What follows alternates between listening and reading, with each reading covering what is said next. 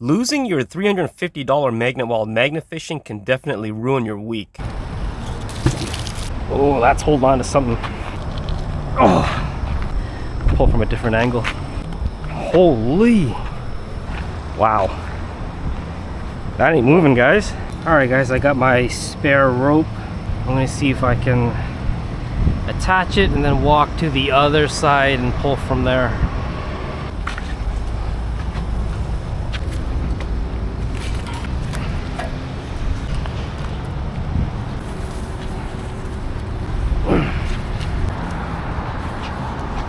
Can you retrieve this for me?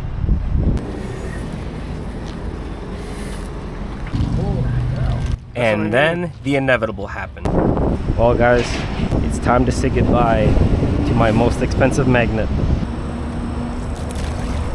Bye-bye.